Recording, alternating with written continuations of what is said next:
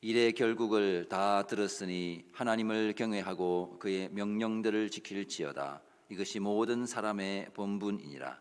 오라, 우리가 여호와의 산에 오르며 야곱의 하나님의 전에 이르자. 그가 그의 길을 우리에게 가르치실 것이라. 우리가 그 길로 행하리라 하리니 이는 율법이 시온에서부터 나올 것이요 여호와의 말씀이 예루살렘에서부터 나올 것임이니라. 아멘. 모두 자리에서 일어나셔서 완전하신 우리 주님의 이름을 찬양하며 예배로 나아갑니다.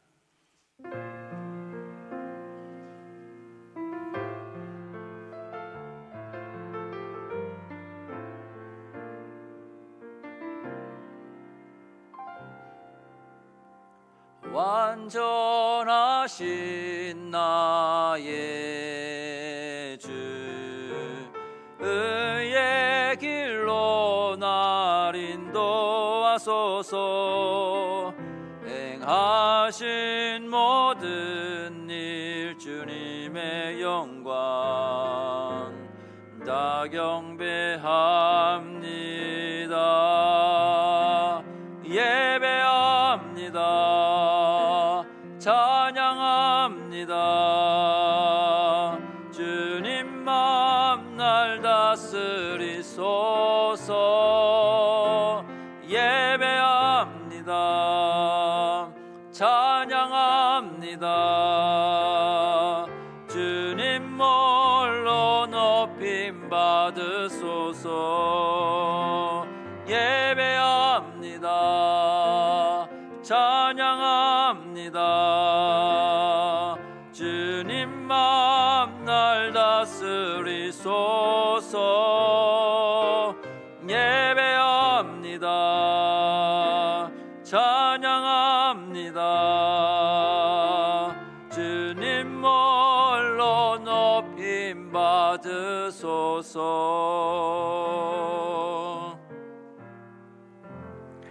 주님의 이름으로 환영합니다. 지혜 있는 자처럼 성령 충만함을 사모하며 감사와 찬송으로 하나님께 나아가는 예배가 되기를 소망합니다. 이 시간 참회의 기도를 드리겠습니다. 자비로우신 주님, 믿음으로 주님을 껴안아야 할 우리 손이 오히려 고집과 교만으로 주님을 밀어내었습니다. 사람들의 인정과 존경을 갈망하며 세상이 주는 영광과 지혜를 포기하지 못한 우리를 용서하여 주시옵소서. 겉으로는 경건해 보이려 애쓰지만 우리 안에는 여전히 명예를 갈구하는 은밀한 욕망이 자리 잡고 있습니다. 주님, 우리가 감추고 외면한 죄의 뿌리를 보게 하시고 십자가에 못 박혔다고 여겼던 우리의 옛 자아가 다시 꿈틀대는 것을 보게 하여 주시옵소서. 그래서 우리 안에 자리 잡고 우리를 지배하려고 하는 탐욕과 시기, 정오와 허영을 멸하여 주시옵소서. 우리 안에 죄성이 우리를 무너뜨릴 때마다 오직 십자가의 은혜만을 바라보게 하시고 주님만 의지하는 겸손한 심령으로 날마다 새롭게 하여 주시옵소서. 이제 우리 죄를 참회하며 침묵으로 기도합니다.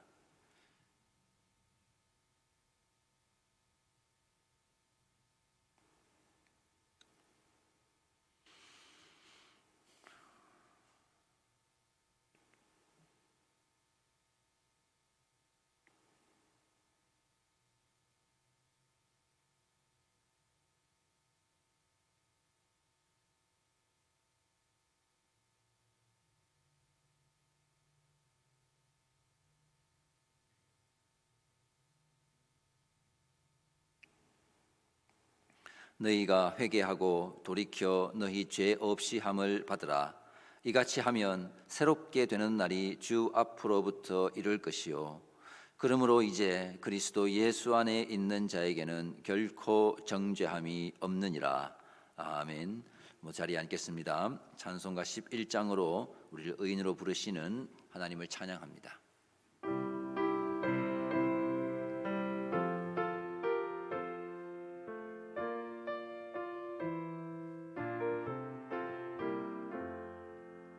홀로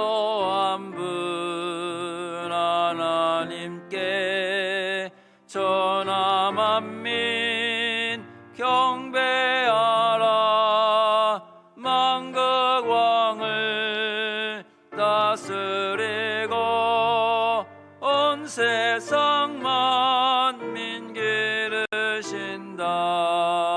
만국 왕을 다스리고 온 세상 만민 기르신다.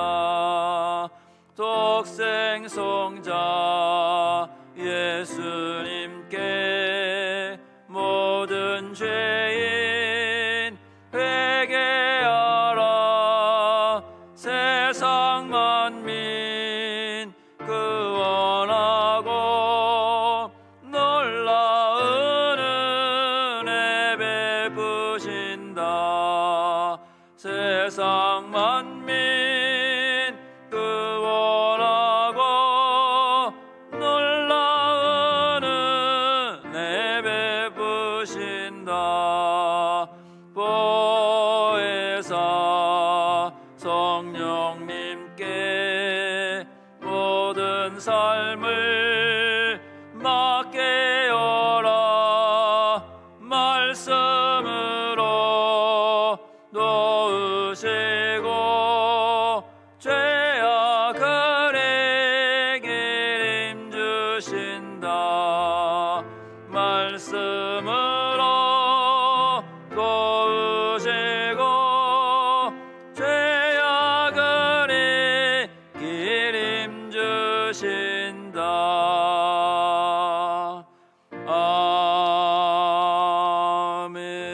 아멘. 사도신경으로 우리 신앙을 고백합니다. 나는 전능하신 아버지 하나님 천지의 창조주를 믿습니다. 나는 그의 유일하신 아들 우리 주 예수 그리스도를 믿습니다. 그는 성령으로 잉태되어 동정녀 마리아에게서 나시고 본디오 빌라도에게 고난을 받아 십자가에 못 박혀 죽으시고 장사된 지 사흘 만에 죽은 자 가운데서 다시 살아나셨으며 하늘에 오르시어 전능하신 아버지 하나님 우편에 앉아 계시다가 거기로부터 살아있는 자와 죽은 자를 심판하러 오십니다. 나는 성령을 믿으며 거룩한 공교회와 성도의 교제와 죄를 용서받는 것과 몸의 부활과 영생을 믿습니다. 아멘. 찬송가 95장입니다.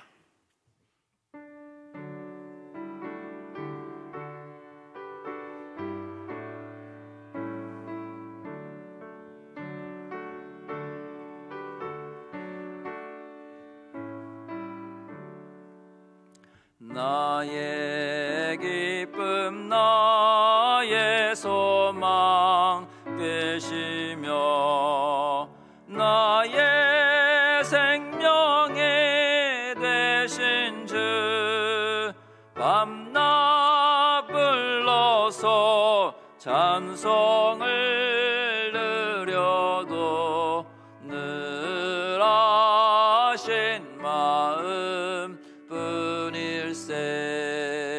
나의 사모하는 선한 목자는 어느 꽃다운 동산에 양의 무리와 늘 함께 가셔서 기쁨을 함께 하실까. 길도 없이 거친 넓은 들에서 갈 길 못 찾아 애쓰며 이리저리로 헤매는 내 모양 저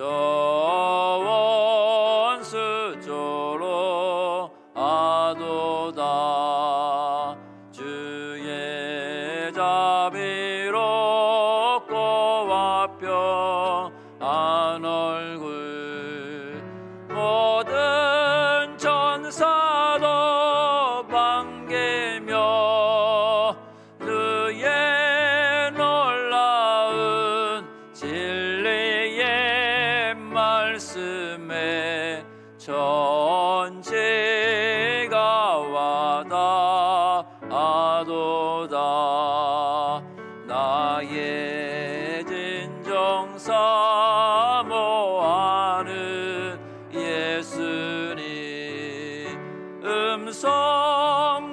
영조차도 반갑고 나의 생명과 나의 참 소망은 오직 주 예수 뿐일세.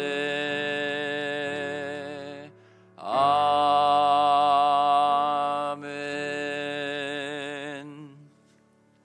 조가변 장로님 기도 인도하시겠습니다.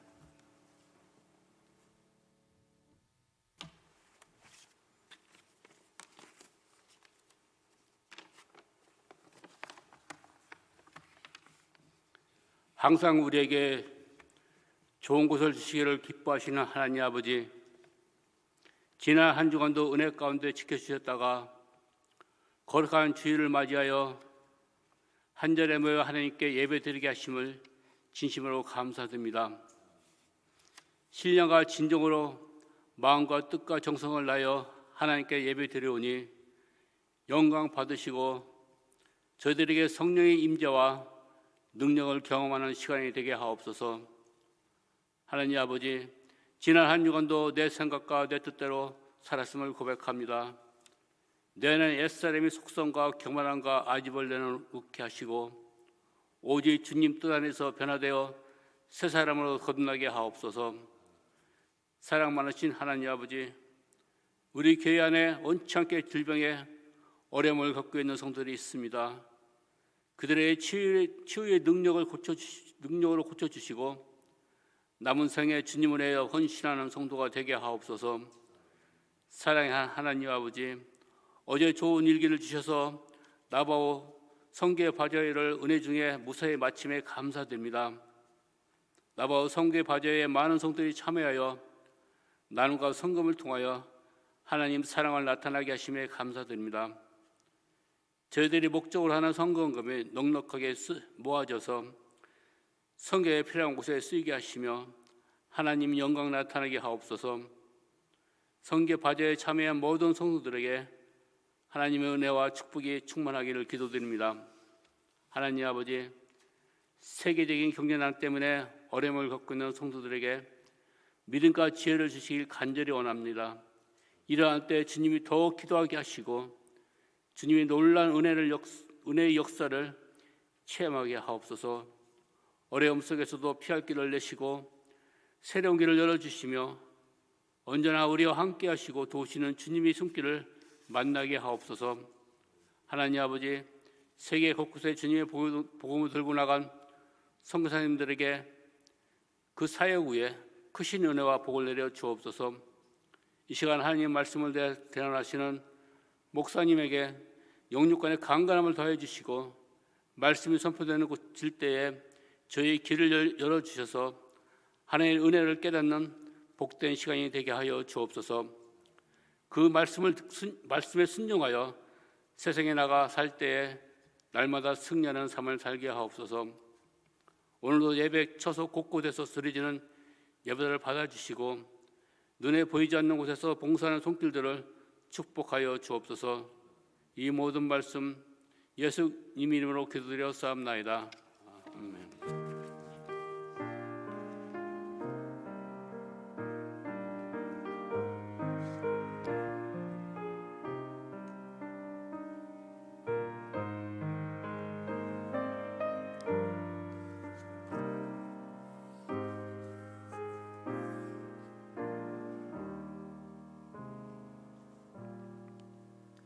교회 소식을 전하겠습니다. 주보를 참고해 주십시오. 오늘 주일 예배에 오신 여러분 환영하고 축복합니다. 선교 바자회는 어제 은혜 가운데 잘 마쳤습니다. 여러분 수고하신 모든 분들께 감사드립니다. 음식이 아직 조금 남아 있습니다. 우리 필요하신 분들 오늘 음식 구매하실 수 있겠고요. 또 물품이 조금 남은 게 있는데 필요하신 분들 그냥 프리로 가져가시면 되겠습니다. 주차장 한 켠에 모아져 있습니다. 한번 보시고 필요하신 분들은 가져가실 수 있겠습니다. 트레일러 이름 공모 이번 금요일까지 마감하겠습니다. 지금 10분 이상 이렇게 참여해 주셨는데요. 또 더 이렇게 생각하시는 중에 또 생각나는 이름이 있으면 좋은 이름이 있으면 신청을 해주시기 바랍니다. 이번 금요일에 마감하겠습니다. VBS 봉사 및 후원을 해주시면 감사하겠습니다. 이번 주간, 다음 주간이죠. 23일부터 시작되는 우리 주일학교 VBS를 위해서 여러 부분으로 봉사해 주시고 자원해 주셔서 섬겨 주시면 감사하겠습니다. 우리 자세한 건 정길조 집사님에게 문의하시면 되겠고요. 간식, 식사, 또 음식, 조리, 봉사 등 여러 가지 할 일이 참 많이 있습니다. 함께 동참해 주셔서 우리 온 교회가 함께 우리 다음 세대를 위해 섬기는 시간 되기를 바랍니다. 바이블키 구약 탐구 오늘 주일반 모임으로 오늘 주일반까지 모입니다. 그리고 나서는 이제 방학하도록 하겠습니다. 큐티책 매일 성경 7, 8호로가 왔습니다. 주문하신 분들 수령하시면 되겠습니다.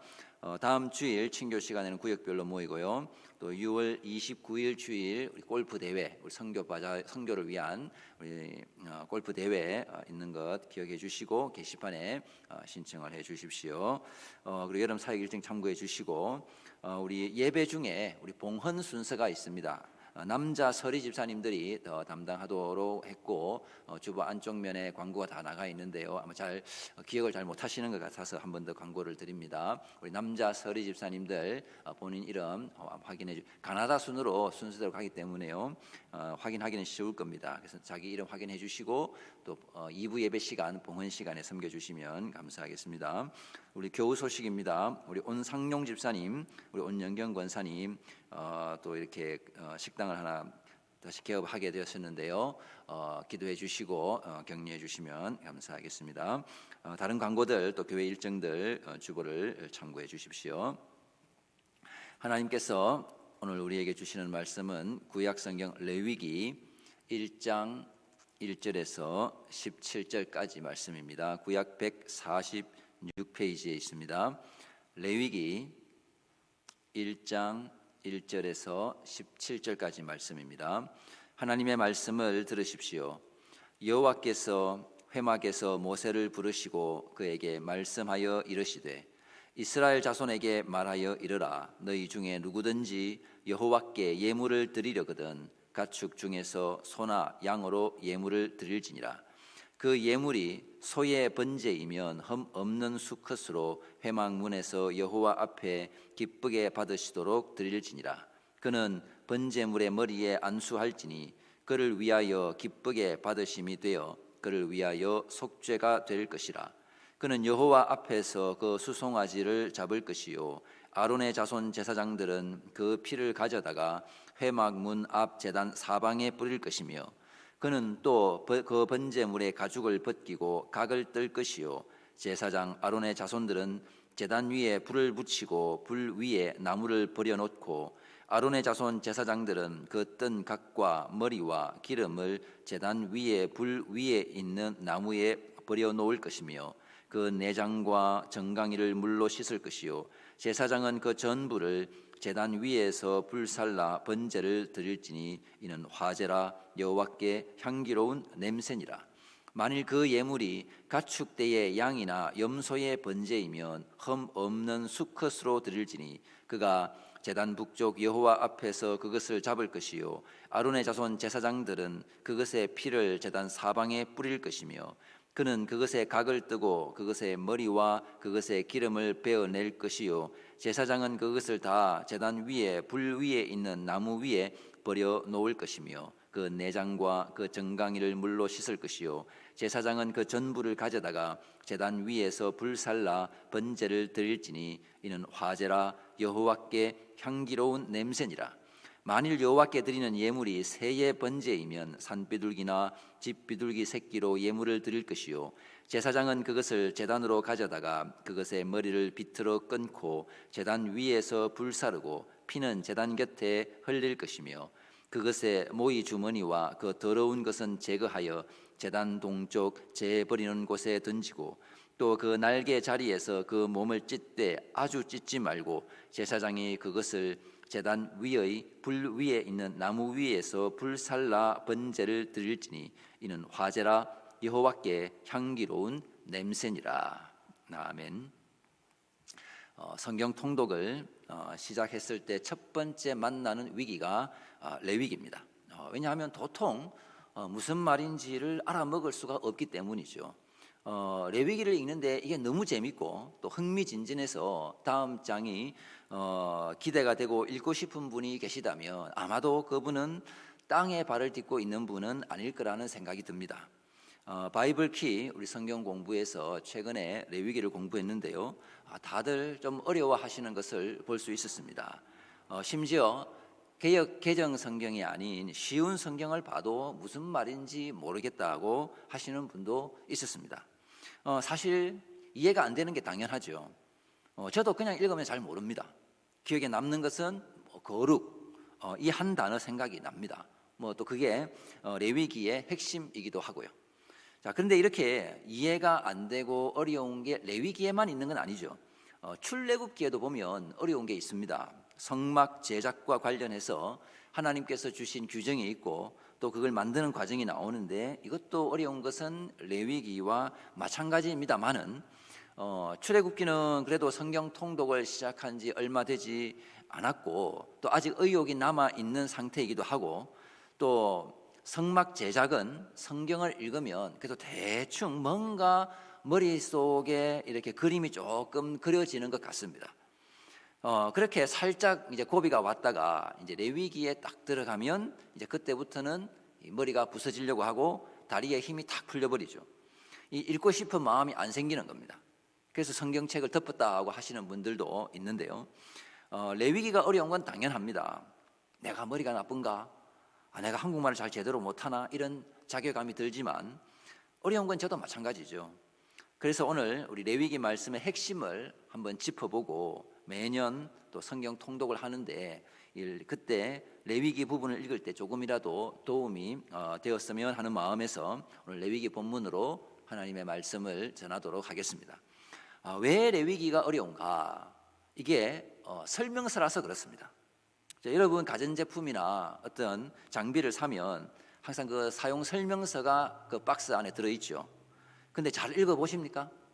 안 읽어보죠. 우리가 어떻게 합니까? 일단 대충 한번 느낌대로 그냥 눌러보면서 사용해 보는 겁니다. 그러다 보면 작동법을 알게 되고 또 우리 남자들은 그런 설명서 없이도 그런 장비를 척척 잘 사용하는 모습을 또 보여주는 것에 대한 자부심 같은 게 또 있죠. 하지만 도저히 안 되겠다 싶으면 그때 설명서를 봅니다. 근데 사실은 설명서를 제대로 읽고 하는 게 좋죠. 괜히 이것저것 눌러보다가 또 고장이 나서 뒷감당하는 것보다야 제대로 매뉴얼대로 사용하는 게 제일 좋습니다만은 우리가 그렇게 잘 안 합니다. 요즘에는 또 이런 설명이 유튜브에 다 있다 보니까 처음부터 유튜브 영상을 찾아보기도 하죠. 왜 레위기가 어려운가? 설명서를 처음부터 끝까지 정독하라고 하면 그게 재미가 있겠습니까? 재미도 없고 이게 무슨 말인지 잘 모르죠. 설명서를 사용하는 방법은 그걸 그냥 읽는 게 아니라 설명서대로 기계를 작동해 가면서 읽으면 그러면 그 내용이 살아있는 내용이 되고 내 몸과 마음에 각인이 딱 되는 겁니다. 매뉴얼은 그렇게 사용하는 거죠. 글만 읽는 게 아니라 실제 활동을 함께 하면서 읽는 게 그게 매뉴얼입니다. 설명서입니다. 그런데 우리가 이 레위기를 설명서인데 이걸 글로만 읽으니까 어려운 겁니다. 그렇다고 또 우리가 이 레위기에 있는 그 말씀 그대로 실습을 해볼 수도 없습니다. 실습하기 위해서 제단을 만들고 거기서 짐승을 도살을 해서 피를 흘리고 피를 찍어서 바르고 뿌리고 고기를 이게 불로 태우고 이럴 수는 없죠. 이게 현행 법률을 위반하는 것이기도 하고 이 짐승 피를 흘리는 걸 제대로 볼 수 있는 사람이 잘 없습니다. 이게 얼마나 끔찍합니까? 그리고 레위기의 이 모든 규정은 이제 그리스도 안에서 다 성취되었기 때문에 우리가 굳이 실습을 해볼 필요도 없습니다. 이것이 어떻게 그리스도 안에서 성취되었고 어떤 의미가 있는 것인지를 우리가 확인하면 그걸로 충분합니다. 이게 우리 신약 성도들의 복이죠. 구약의 성도들은 그림자를 보면서 또 그걸 지키느라고 참 고생했지만은 이제 우리는 그럴 필요가 없습니다. 그리스도 안에서 성취된 것을 누리고 그 깊은 의미를 누릴 수 있기 때문에 더 복되고 우리가 감사한 거죠. 레위기에는 여러 가지 제사 제도에 관해서 정결 규정에 관해서 또 제사장에 관해서 절기에 관해서 이렇게 규정하고 있고 이걸 지키라고 하나님께서 명령합니다. 자, 그래서 레위기는 출애굽기에서 공포된 그 율법의 세부 조항이라고 볼 수가 있는데요. 출애굽기에서 성막을 짓고 거기에서 제사를 드리라고 했으니까 이제 레위기에서는 그 구체적인 방법은 어떻게 제사 드릴 건데 그 매뉴얼을 주는 겁니다. 하나님께서 너희가 알아서 한번 잘 해봐 이렇게 하시지 않고 정말 구체적으로 하나하나 예배 드리는 방식을 가르쳐 주셨습니다. 그냥 알아서 하라고 하면 어떻게 되었을까요? 레위기 18장 3절에 너희는 너희가 거주하던 애굽 땅의 풍속을 따르지 말며 내가 너희를 인도할 가나안 땅의 풍속과 규례도 행하지 말고 그냥 내버려 두면 이 세상 풍속을 따르기 때문에 그렇게 되지 않도록 하기 위해서 아주 구체적인 방법을 주시는 겁니다. 하나님의 백성은 하나님의 방식대로 하나님을 섬겨야 합니다. 그리고 그렇게 살아야 합니다. 왜냐? 하나님이 거룩하신 하나님이시기 때문에 그의 백성 또한 거룩해야 되죠. 그래서 레위기 전체 주제는 이 거룩과 정결입니다. 거룩하신 하나님 앞에 서기 위한 정결을 가르쳐 주는 겁니다. 자, 우리가 레위기 1장을 읽었습니다. 1장은 대표적인 제사 제도 중에 하나인 이 번제에 관한 것입니다. 번제, 제물을 태워드리는 제사인데요. 제물을 불에 태워서 그 냄새와 연기를 올려드리는 것은 고대로부터 모든 문화권에 있는 이 보편적인 제사법 중에 하나입니다. 레위기에만 있는 게 아니라는 거죠. 그래서 창세기에도 보면 노아와 또 이 아브라함이 번제를 드렸음을 볼 수 있습니다. 그러니까 이 번제라고 하는 일반적인 당시 사람들 사이에서 통용되는 방법이 있는 거죠. 신을 섬긴다라고 할 때 이 번제를 드리는 거죠. 근데 그냥 번제를 드리라고 하면 이스라엘 백성들에게 세상 풍속을 따라서 하나님께 제사를 드렸겠죠. 그러나 하나님께서는 그렇게 되기를 원하지 않으셨습니다. 하나님의 방식대로 거룩하신 하나님을 섬기기를 원했습니다. 자, 번제에 대해서 좀 살펴보면 먼저 번제로 드릴 수 있는 제물의 종류를 하나님께서 이렇게 세 단계로 구분해서 말씀을 하시죠. 첫 번째는 흠 없는 수컷, 두 번째는 순양이나 순염소, 그리고 세 번째는 비둘기의 새끼를 번제로 드릴 수 있습니다. 자, 번제라고 해서 딱 한 종류의 제물만 드리는 것이 아니라 사실상 다양한 것들로 번제를 드릴 수 있는 겁니다. 자, 이것은 누구나 그리고 반드시 번제를 드려야 하고 드릴 수 있음을 의미합니다. 그러니까 나는 못합니다 라고는 이 핑계를 댈 수 없도록 만드는 거죠. 나는 드릴 제물이 없어 예배 못 드립니다, 이 말 못하게 하는 겁니다. 산비둘기 집비둘기로 제사 드린다, 아무나 할 수 있는 거죠. 누구나, 부자든지 가난한 자든지 관계가 없습니다. 누구나 하나님께 제사, 그러니까 예배 드려야만 하는 거죠. 이 세상에서 내 신분이나 지위, 재력 이런 것은 하나님께 예배 드리는 것에 아무런 영향을 미치지 못합니다. 우리가 하나님의 구원받은 백성이라면 반드시 예배 드려야 하는 거죠. 예배 드리는 데 있어서 우리가 핑계할 수 있는 것은 없습니다. 자, 제가 지금 말씀드리는 것은 예배와 관련된 일반적인 원리를 말씀드리는 거죠. 특수한 상황에서 일시적으로 예배 참석을 못하는 것에 대해서 말하는 게 아닙니다. 그건 잘 아시겠죠? 자, 그래서 이 예배는 누구나 드릴 수 있고 또 반드시 예배해야 합니다. 거기에는 어떠한 차별도 있을 수 없고 또 예배 드릴 수 없다고 핑계할 수도 없는 겁니다. 따라서 하나님의 백성들에게 예배는 선택이 아니라 필수죠. 이건 곧 삶이고 생활입니다. 예배는 그냥 숨 쉬는 것과 같습니다, 신자들에게. 그래서 하나님께서 이 레위기의 이러한 지침을 통해서 의도하신 목적은 이스라엘 백성이 그들의 원래 모습, 인간의 본 모습, 마땅히 되어야만 하는 그 본 모습을 깨닫도록 하는데 그 목적이 있습니다. 그러니까 하나님의 창조 목적을 깨닫도록 하기 위한 게 바로 이 제사법입니다. 이사야 43장 21절에 이 백성은 내가 나를 위하여 지었나니 나를 찬송하게 하려 함이니라. 이 세상 모든 사람은 하나님을 예배하기 위해서 창조되었습니다. 이게 창조의 목적이죠. 피조물은 모두 하나님을 즐거워하고 그분을 영화롭게 하기 위해서 만들어졌습니다. 그런데 인류가 범죄함으로 타락하면서 더 이상 이런 창조의 목적을 따라서 온전히 살 수 없게 되어 버렸습니다. 하나님을 예배하는 것이 아니라 자기 욕심에 따라서 자기 자신을 숭배하며 살아가게 되었습니다. 그러니까 자기를 예배하는 게 타락한 인간이죠. 그래서 하나님께서 이스라엘이라고 하는 한 민족을 택하셔서 그들에게 예배의 회복을 명하셨고, 하나님의 방법을 따라 예배 드리는 법까지도 아주 상세하게 가르쳐주고 계십니다.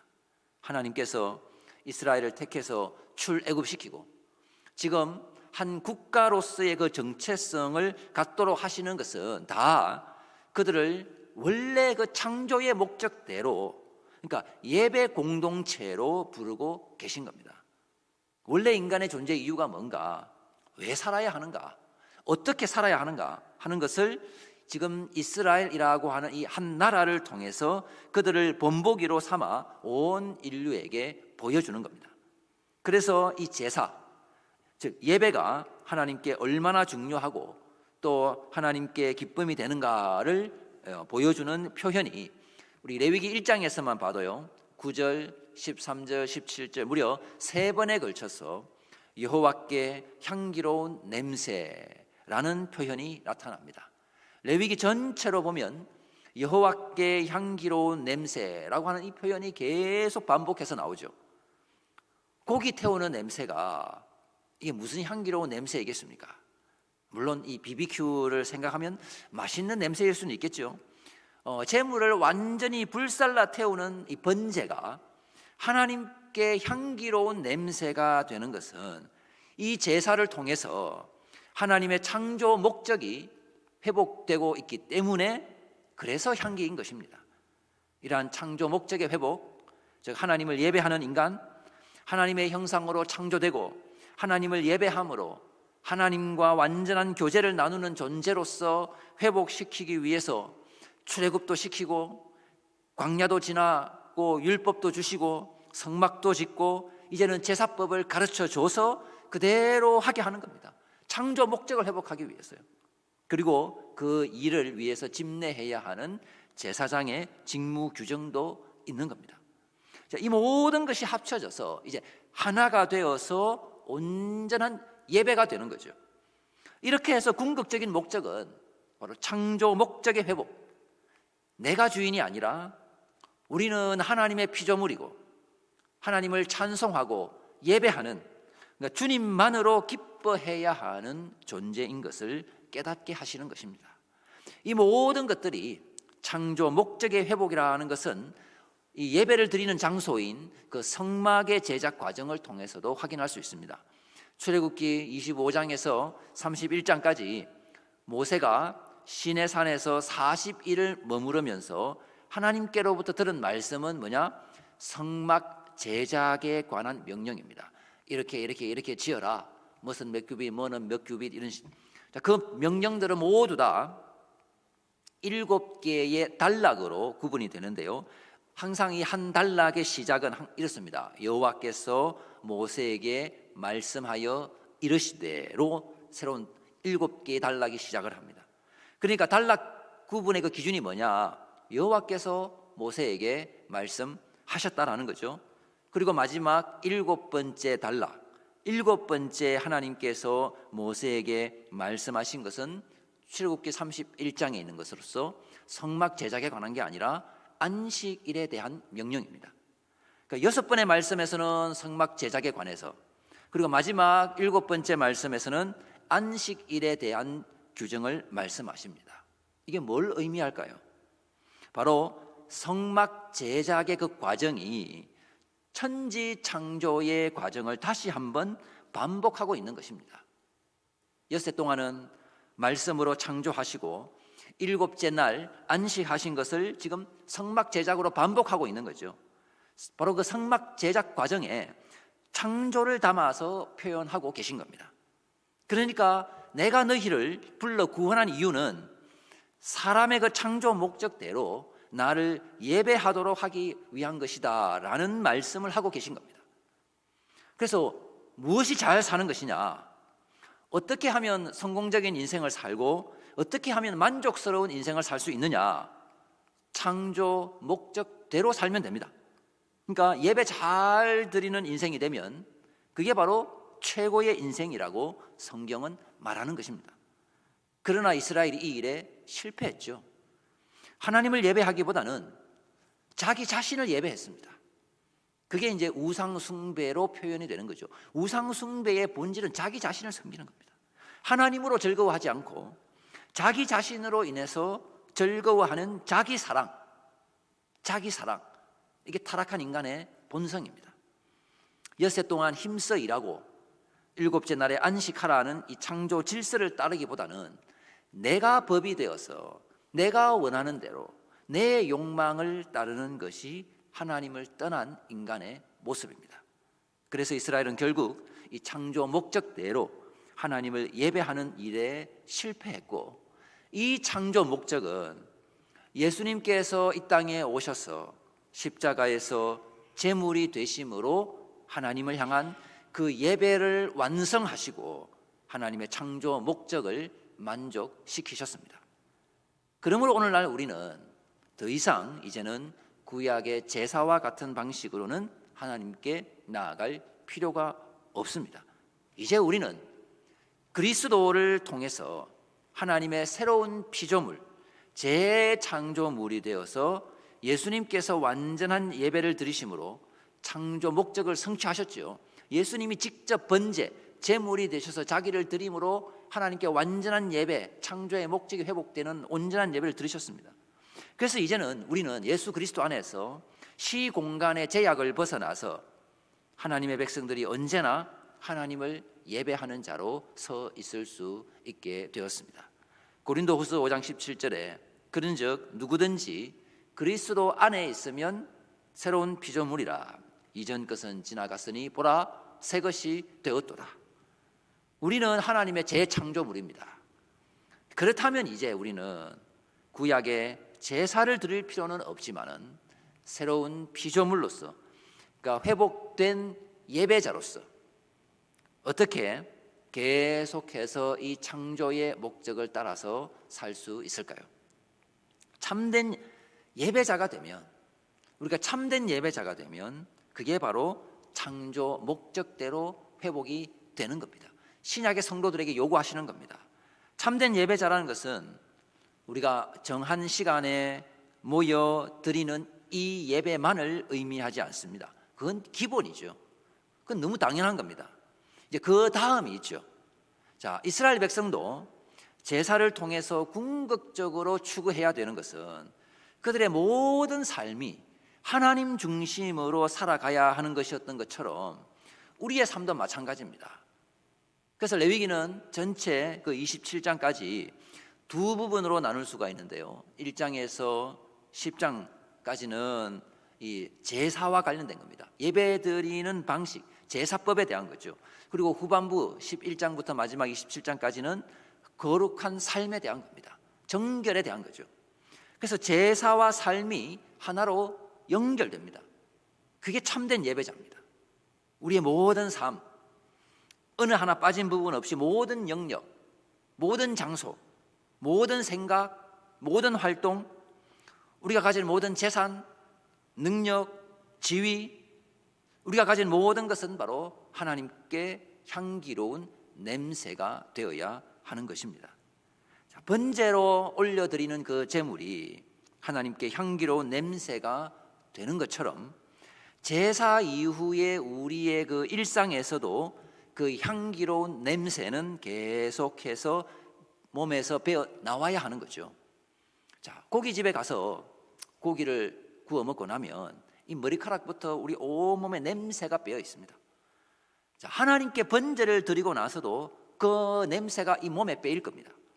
자, 그러고 나서 성막을 나서면 사람들이 그 사람 몸에서 나는 그 냄새로 저 사람 방금 제사를 드리고 왔구나 하는 것을 알아차릴 겁니다. 그러니까 예배 드리는 사람의 그 향기가 있는 거죠. 자, 불로 다 태워버리는 번제를 드리고 왔는데 냄새가 안 난다? 이거 뭔가 이상한 거죠. 자, 나무 태우는 데만 우리가 조금만 있어도 이게 냄새가 확 빼이는데 번제 냄새를 피할 수가 없습니다. 자, 그래서 뭐 번제를 드리든 아니면 다른 제사를 드리든 보통 제사의 기본은 다 태워 드리는 것이기 때문에 그 태우는 그 냄새를 피할 수가 없죠. 그런데 제사 냄새가 아직까지 몸에 빼어 있고 그 냄새 나는 사람이, 향기가 나는 사람이 성막 밖으로 나와서는 거짓말을 한다거나 악한 일을 행한다거나 자기 욕심대로 뭔가를 하려고 하면 그 주변 사람들이 뭐라고 말하겠습니까? 뭐라고 생각하겠습니까? 저 제사 드린 거 맞나? 이렇게 말하겠죠. 그래서 구약 시대에는 냄새 때문에라도 제사 드리고 나면 당분간은 거룩한 삶을 살지 않았을까 하는 생각을 해봅니다. 죄성이 불쑥 치고 올라와도 내 몸에서 나는 그 냄새가 그것을 죽여주는 거죠. 냄새가 죄를 죽이는 겁니다. 그러나 이제 우리 새 언약 시대에는 영과 진리로 예배를 드리기 때문에 그런 태우는 냄새는, 물리적인 냄새는 우리에게 없습니다. 진짜 냄새가 나면 예수 믿는 표가 확 나면서 우리 자신을 죄로부터 지키는 데 좀 도움이 되겠다는 생각이 들기도 합니다만은 이제 우리에게는 그런 물리적인 냄새 대신에 다른 게 있죠. 고린도후서 2장 14절에서 16절 말씀 우리 함께 읽어보겠습니다. 시작. 항상 우리를 그리스도 안에서 이기게 하시고 그리스도를 아는 냄새를 나타내시는 하나님께 감사하노라. 우리는 구원받는 자들에게나 망하는 자들에게나 하나님 앞에서 그리스도의 향기니 이 사람에게는 사망으로부터 사망에 이르는 냄새요 저 사람에게는 생명으로부터 생명에 이르는 냄새라. 누가 이 일을 감당하리요? 우리에게는 이제 그리스도의 향기가 있습니다. 우리 대신 제물이 되셔서 십자가에서 피 흘리시고 하나님의 진노를 담당하신 예수님께서 하나님께 향기로운 냄새가 되셨습니다. 그 예수님을 믿는 우리에게는 이제 그리스도의 향기가 있습니다.